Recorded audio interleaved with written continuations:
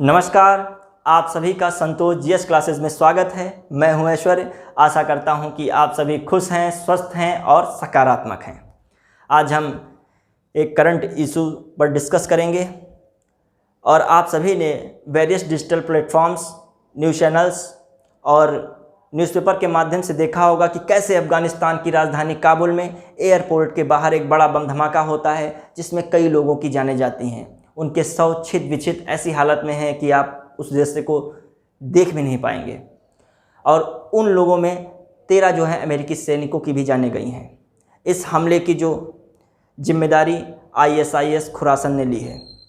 America के जब सैनिक चले गए, उसमें मार दिए गए, तो अमेरिका का भी खून में उबाल आना तो लाजमी था। तो उसने भी खुलेआम चेतावनी दी है कि हम उनको छोड़ेंगे नहीं। To those who carried out this attack,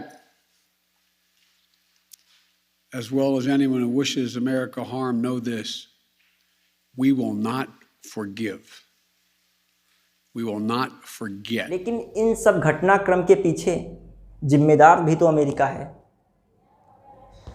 और रही बात ऐसी घटनाएं जो होंगी, अब कोई आम नहीं रहेंगी, आए दिन ऐसी घटनाएं रहेंगी।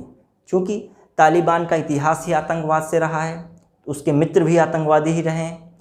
अब वह अपने को वर्ल्ड में इस्टेब्लिश करना चाह रहा है। वर्ल्ड में वही कंट्री इस्टेब्लिश हो पाएगा जिसकी पॉलिसीज़ जो हैं अदर कंट्रीज़ के अकॉर्डिंग होंगी। उसको विश्व बैंक से पैसा चाहिए होगा तो अपने को अब दिखाएगा कि हम कैसे सुधर रहे हैं। वहीं उसके जो पुराने मित्र हैं वो उसको छोड़ने वाले नहीं हैं। एक कहावत है ना, किसी गलत के साथ रहोगे, यदि आप सुधरने का प्रयास करोगे फिर भी मौका बहुत ना के बराबर मिलेगा। और कितना सुधरते हो ये भी कोई गारंटी नहीं है। एक बार सरकार तो आप 1996-2001 में बना ही चुके, कैसे क्या सिस्टम था सबने देखा, पूरे वर्ल्ड ने देखा। तो इस सब घटनाक्रम में जो जाने गई हैं, भविष्य में जाने की संभावनाएं हैं, इसके पीछे अमेरिका का भी बहुत बड़ा हाथ है। जो बाइडेन अपने आप को कभी माफ़ नहीं कर पाएंगे। जो इनकी यह नीति एकदम से अफ़गानिस्तान की जनता और वहाँ के सैनिकों को तालिबानियों के हवाले छोड़ देना और अचानक अपने सैनिकों को अपने देश में बुला लेना, ये इनके ऐतिहासिक सबसे बड़ी भूल साबित होगी। इन सब के लिए तो जो बाइडेन को चाहिए अपने राष्ट्रपद से इस्तीफ़ा दे दें और कमला हैरिस को डेमोक्रेटिक पार्टी की ओर से प्रेसिडेंट नॉमिनेट कर दें। लेकिन ऐसा होना बड़ा मुश्किल है। लेकिन भविष्य में यदि मान लेते हैं कि अमेरिका की जनता इसको काफ़ी विरोध इन चीज़ों का कर रही है, तालिबान वाले डिसीजन का, तो क्या होता है, रिपब्लिकन पार्टी आती है। फिर रिपब्लिकन पार्टी आई, फिर वह धमाका करना शुरू की, फिर तालिबानों को खदेड़ना शुरू की। तो ये सब एक मतलब अजीब सी घटनाएं लगेंगी। इसमें पिस कौन रहा है? जनता मेन पिस रही है। देखिए, अब तालिबान ने वहाँ पर अपना शासन स्थापित कर लिया। जितने भी यूरोपीज़ कंट्रीज़ थे, उनके जो रेजिडेंट्स थे, निवासी वहाँ थे अफ़गानिस्तान में, वो सब प्लेन से जा रहे हैं अपने देश को। और वहाँ मेन बच कौन रहा है? अफ़गानिस्तान की जनता। यूरोपीज़ कंट्रीज़, अमेरिका, सब अपने आप निकल रहे हैं, अपने अपने को निकाल ले रहे हैं।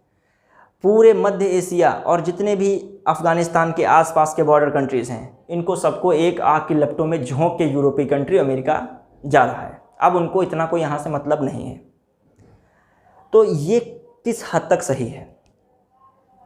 और क्या ये सब घटनाक्रम जो है चुटकियों में, 20 साल की लड़ाई चुटकियों में तालिबान ने अफ़गानिस्तान पर कब्जा कर लिया, क्या महज जो बाइडेन की नीति ही है, या इसका कारण वहाँ अफ़गानिस्तान में जो अफ़गानिस्तान की सैन्य व्यवस्था थी उसके लिए साजो सामान की व्यवस्था में काफ़ी भ्रष्टाचार प्रशासन द्वारा किया गया, क्या यह भी कारण था?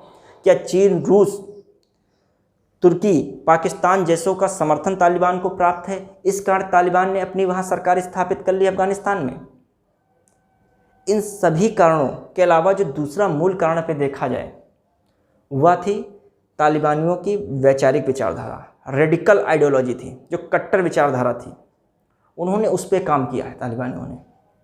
तालिबानियों के जो तालिबानी लड़ाके हैं वो कहीं ब्रिटेन, फ्रांस, अन्य कंट्रीज से नहीं आए हैं। वो तालिबान मतलब अफ़गानिस्तान से ही पैदा हुए हैं। उन्होंने वैचारिक जो है कट्टर, जो रेडिकल जो आइडियोलॉजी को इस तरीके से बनाया कि आप अमेरिका ने जैसे मान लीजिए एक तालिबानी शासक को समाप्त कर दिया, अगला गुट खड़ा होगा।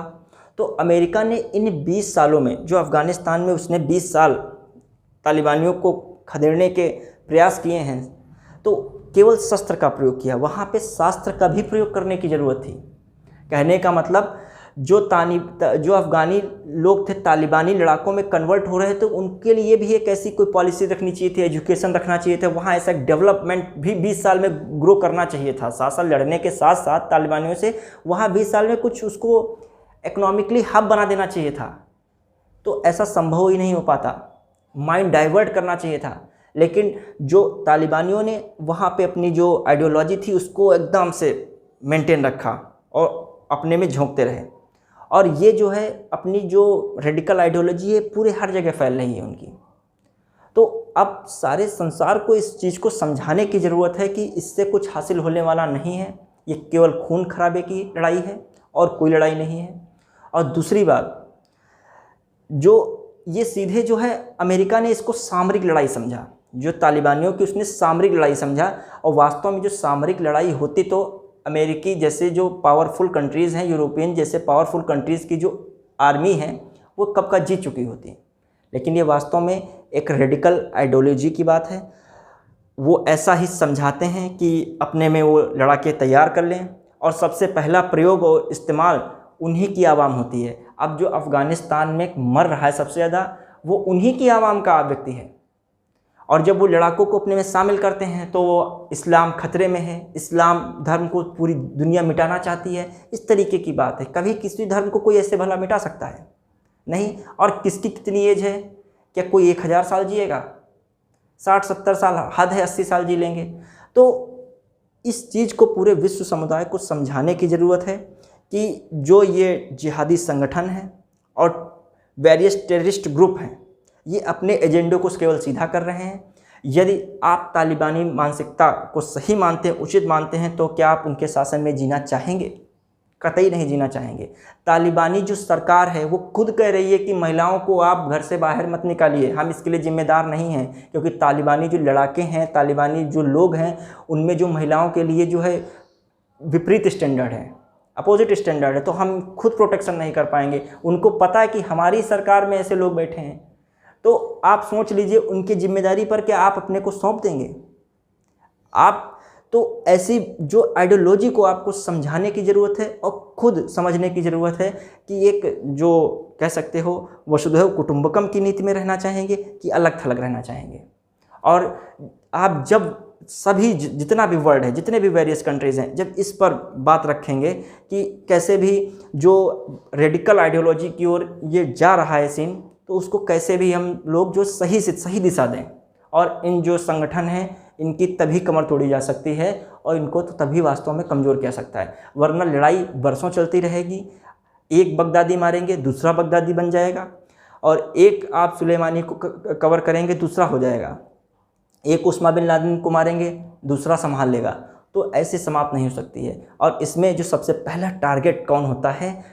जिस आवाम से लोग लड़ा के तैयार करते हैं वही आवाम सबसे ज़्यादा खून बहाती है। अब तुर्की ने खूब वहाँ पर तहलका मचाया, कहाँ पर? अफ़गानिस्तान में, लेकिन अपने बॉर्डर को उसने सीज कर दिया। अब वो कह रहा है कि हम अपने वहाँ नहीं अफ़गानियों को लेंगे, समझिएगा, क्योंकि अब उनको अपना डेवलप चाहिए। अब उनको नहीं यहाँ पर आइडियोलॉजी यदि आपको वो अच्छी लग रही थी अफ़गानिस्तान की, तो अपना आप दरवाज़ा क्यों नहीं छोड़ देते हैं? अपना दरवाज़ा खोलिए, उनको आप शामिल कीजिए। आप तो काफ़ी संपन्न कंट्री हैं, प्रॉस्पर कंट्री में आते हैं। तो ये कुछ नहीं, ये सब कुछ एक सिस्टम है और सबके यहाँ पर एक आर्थिक लाभ है, इकोनॉमिकली सबको। तो चीन ने इसलिए सपोर्ट किया कि हमको अफ़गानिस्तान में अपने जो हैं कई सारे प्रोजेक्ट चलाने को मिल जाएंगे, हम मध्य एशिया यूरोप से जुड़ जाएंगे। किसी को अफ़गानिस्तान की जनता की परवाह कतई नहीं है। किसी भी जो देश भी हैं, यूरोपियन कंट्री हैं या अमेरिका है या कोई भी है, या वहाँ की जो जोग्राफिकल स्थिति है उसके पड़ोसी देश हैं, इनसे किसी को कोई मतलब नहीं। अपने अपने सबके प्रोजेक्ट पास होने चाहिए, सबको इकोनॉमिकली पावर मिलनी चाहिए। ये एक बहुत बड़ा प्लान है, लेकिन इस सभी प्लान में पिस्ती आखिर कौन है? न जो है तालिबान के जो शीर्ष लोग हैं उनको कोई टच कर पाता जल्दी। उसमें जो मेन जो मारे जा रहे हैं वो अफ़गानी मारे जा रहे हैं, और जिस देश में ऐसा कोहराम मचता है वहाँ की जनता ही, जो आम जनता है, वही भागती फिरती है, वही इधर उधर शरण लेके भागती है। जैसे जहाँ सीरिया को देख लें, जहाँ आप इराक में भी ऐसी स्थितियाँ देखने को काफ़ी मिली होंगी। न छोटे बच्चे, लेडीज़, बुजुर्ग, सब कोई परेशान होता है इस स्थिति में। तो धन्यवाद। यही हमारा एक कारण था कि इस लड़ाई को समाप्त करना है तो इसको विकास की ओर जोड़ना पड़ेगा, शस्त्र के साथ शास्त्र अर्थात शिक्षा की ओर ध्यान देना पड़ेगा और पूरे समुदाय को, उस समुदाय को समझाना पड़ेगा जिस समुदाय में जो है लोग उस चीज़ में डाइवर्ट हो रहे हैं, और सबसे पहली जिम्मेदारी उसी समुदाय की आवाम की बनती भी है। धन्यवाद। जय हिंद।